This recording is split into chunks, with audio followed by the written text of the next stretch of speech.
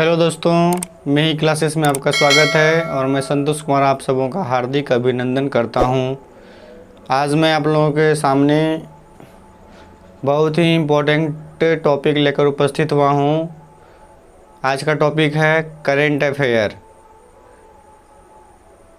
जो कि एग्ज़ाम में प्रायः पूछे ही जाते हैं। आइए हम लोग जानते हैं करेंट अफेयर के बारे में। दुनिया का सबसे बड़ा टेलीस्कोप अमेरिकी स्पेस एजेंसी नासा ने जेम्स वेब टेलीस्कोप का परीक्षण किया।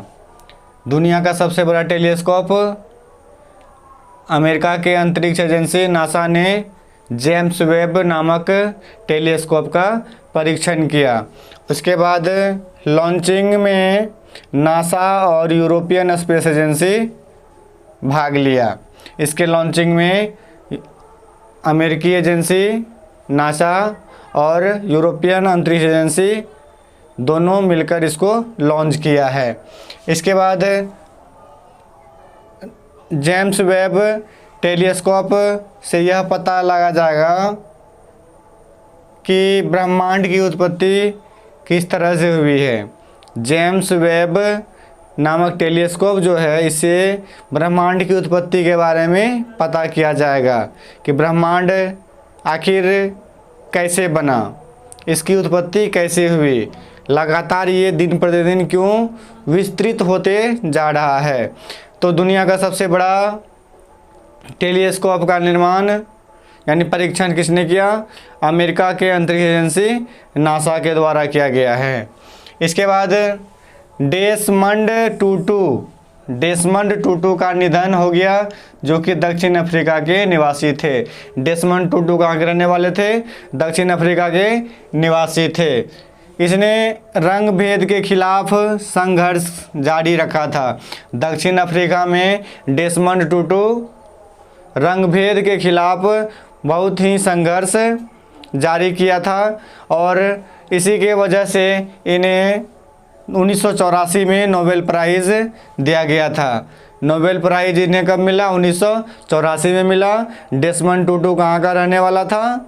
ये दक्षिण अफ्रीका का रहने वाला था। इसके बाद जानेंगे हम लोग ब्रिक्स के बारे में। ब्रिक्स 5 देशों का एक संगठन है, जिसमें कि बी से ब्राज़ील, आर से रसिया, आई से इंडिया, सी से चाइना, एस से साउथ अफ्रीका। इसके बाद ब्रिक्स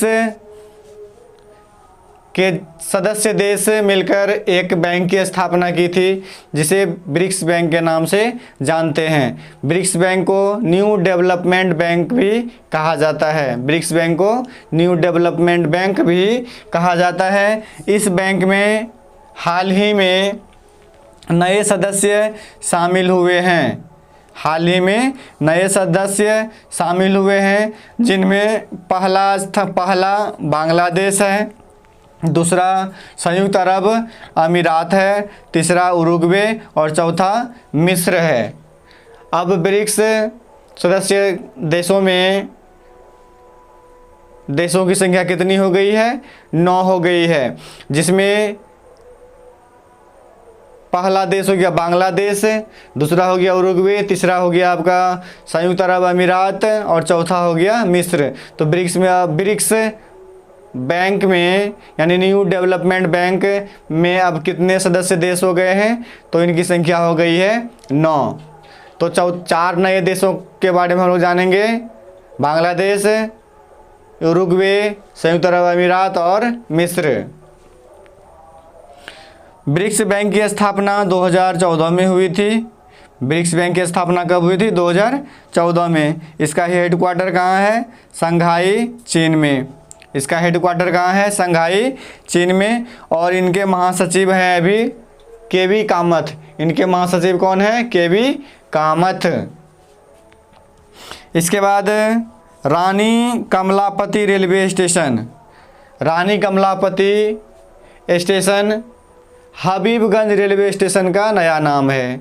हबीबगंज रेलवे स्टेशन का नया नाम है रानी कमलापति रेलवे स्टेशन, जो कि मध्य प्रदेश के भोपाल में स्थित है, जो कि मध्य प्रदेश के भोपाल में स्थित है। रानी कमलापति रेलवे स्टेशन किसका नया नाम है? हबीबगंज रेलवे स्टेशन का नया नाम है रानी कमलापति रेलवे स्टेशन। इसके बाद जानेंगे साहित्य अकादमी अवार्ड 2021 के बारे में। साहित्य अकादमी अवार्ड 2021 दया प्रकाश सिन्हा को हिंदी साहित्य के लिए दिया गया है और इसका नाटक है सम्राट अशोक। इसके नाटक का नाम क्या है? सम्राट अशोक। सम्राट अशोक को साहित्य अकादमी अवार्ड हिंदी के क्षेत्र में दिया गया है, हिंदी के क्षेत्र में दिया गया है। तो साहित्य अकादमी अवार्ड 2021 किसे दिया गया है? दया प्रकाश सिन्हा को, जो कि हिंदी क्षेत्र से संबंधित है और इसका नाटक है सम्राट अशोक। सम्राट अशोक के लिए इसे हिंदी के क्षेत्र में साहित्य अकादमी अवार्ड से सम्मानित किया गया है। इसके बाद नमिता गोखले को भी अंग्रेजी भाषा के क्षेत्र में साहित्य अकादमी अवार्ड दिया गया है। नमिता गोखले को अंग्रेजी भाषा के क्षेत्र में साहित्य अकादमी अवार्ड दिया गया है और इसका उपन्यास का नाम है things to live behind. Things to live behind के लिए इन्हें साहित्य अकादमी अवार्ड दिया गया है। थिंग्स टू लिव बिहाइंड, जो कि नमिता गोखले का एक उपन्यास है। नमिता गोखले का उपन्यास का नाम क्या है? Things to live behind. इसके लिए इन्हें साहित्य अकादमी अवार्ड दिया गया है अंग्रेजी भाषा के क्षेत्र में। इसके बाद 2020 के साहित्य अकादमी अवार्ड के बारे में हम लोग जानेंगे। अनामिका, जो कि हिंदी क्षेत्र से संबंधित है, अनामिका जो कि हिंदी क्षेत्र से संबंधित है। इसकी टोकरी में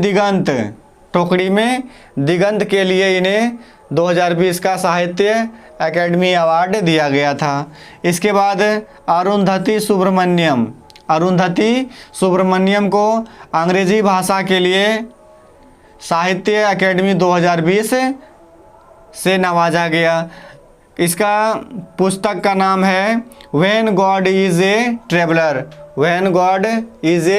ट्रेवलर। अरुंधति की पुस्तक का नाम क्या है? When God is a traveller. स्वच्छता सर्वेक्षण अवार्ड 2021। इंदौर लगातार 5वीं बार सबसे स्वच्छ शहर का पुरस्कार जीत लिया है। इंदौर लगातार 5वीं बार स्वच्छ सर्वेक्षण पुरस्कार जीत चुका है, जो कि मध्य प्रदेश में स्थित है। इंदौर कहाँ है? मध्य प्रदेश में है। लगातार 5 बार सबसे स्वच्छ शहर का अवार्ड अपने नाम किया है। सबसे स्वच्छ गंगा शहर की श्रेणी में प्रथम स्थान है वाराणसी का। सबसे स्वच्छ गंगा शहर की श्रेणी में प्रथम स्थान किसका है? वाराणसी का। सबसे स्वच्छ गंगा शहर की श्रेणी में कौन है? वाराणसी प्रथम स्थान पे है। इसके बाद छत्तीसगढ़ को सबसे स्वच्छ राज्य का अवार्ड दिया गया है। सबसे स्वच्छ शहर का अवार्ड किसे दिया गया है? छत्तीसगढ़ को। सबसे स्वच्छ राज्य का अवार्ड, सबसे स्वच्छ राज्य का अवार्ड किसे दिया गया है? छत्तीसगढ़ को दिया गया है। तो इंदौर लगातार 5वीं बार सबसे स्वच्छ शहर का अवार्ड अपने नाम किया है। सबसे स्वच्छ गंगा शहर की श्रेणी में प्रथम स्थान वाराणसी का है। इसके बाद छत्तीसगढ़ को सबसे स्वच्छ राज्य का अवार्ड दिया गया है। इंदिरा गांधी शांति अवार्ड 2021। इंदिरा गांधी शांति अवार्ड 2021 से गुणवत्तापूर्ण शिक्षा सुनिश्चित करने वाली एक समाजसेवी संस्था प्रथम को दिया गया है। समाज सेवी संस्था प्रथम को इंदिरा गांधी शांति अवार्ड 2021 से नवाजा गया है। समाज सेवी संस्था प्रथम को इंदिरा गांधी शांति अवार्ड से पुरस्कृत किया गया है। T20 विश्व कप 2021, T20 विश्व कप 2021 इनके विजेता ऑस्ट्रेलिया हैं और उप विजेता न्यूजीलैंड। T20 विश्व कप 2021 के विजेता कौन है? ऑस्ट्रेलिया और उप विजेता वेस्ट इंडीज़। T20 विश्व कप के विजेता कौन है? ऑस्ट्रेलिया और उप विजेता वेस्ट इंडीज़। विजेता ऑस्ट्रेलिया और उप विजेता वेस्ट इंडीज़। इसके बाद वांग यापिंग जो चीन की रहने वाली है, वांग यापिंग जो कहाँ की रहने वाली है? चीन की रहने वाली है। यह अंतरिक्ष में चलने वाली पहली चीनी महिला या अंतरिक्ष यात्री बन चुकी है। अंतरिक्ष में चलने वाली पहली महिला अंतरिक्ष यात्री बन चुकी है वांग यापिंग। तो याद रखना है वांग यापिंग जो कि अंतरिक्ष में चलने वाले, टहलकदमी करने वाली पहली अंतरिक्ष चीनी यात्री महिला बन गई है। इसके बाद कर्नल संतोष बाबू जो बिहार रेजिमेंट के कर्नल संतोष बाबू को मरणोपरांत महावीर चक्र से नवाजा गया है। बिहार रेजिमेंट के कर्नल संतोष बाबू को मरणोपरांत महावीर चक्र से पुरस्कृत किया गया है। तो महावीर चक्र किसे दिया गया है? कर्नल संतोष बाबू को। कहाँ का रेजिमेंट था? तो बिहार रेजिमेंट के कर्नल संतोष बाबू को परमवीर यानी महावीर चक्र से पुरस्कृत किया गया है। महावीर चक्र किसे दिया गया है? कर्नल संतोष बाबू को। इसके बाद वीरता पुरस्कार 2021, वीरता पुरस्कार 2021 जो कि राष्ट्रपति के द्वारा प्रदान किया जाता है। भारतीय वायु कैप्टन अभिनंदन वर्धमान को वीर चक्र से नवाजा गया है। भारतीय वायुसेना के कैप्टन वर्धमान यानी अभिनंदन वर्धमान को परमवीर चक्र से सम्मानित किया गया है। परमवीर चक्र से सम्मानित किसे किया गया है? अभिनंदन वर्धमान को। भारतीय वायुसेना के कैप्टन अभिनंदन वर्धमान को परमवीर चक्र से सम्मानित किया गया है। भारतीय वायुसेना कैप्टन अभिनंदन वर्धमान को परमवीर चक्र से सम्मानित किया गया है, जो बालाकोट एयर स्ट्राइक के बाद पाकिस्तानी लड़ाकू विमान F-16 को मार गिराया था। बालाकोट एयर स्ट्राइक के बाद पाकिस्तानी लड़ाकू विमान F-16 को मार गिराया था। इसके बाद मेजर विभूति शंकर ढोंडियाल को शौर्य चक्र से नवाजा गया है। मेजर विभूति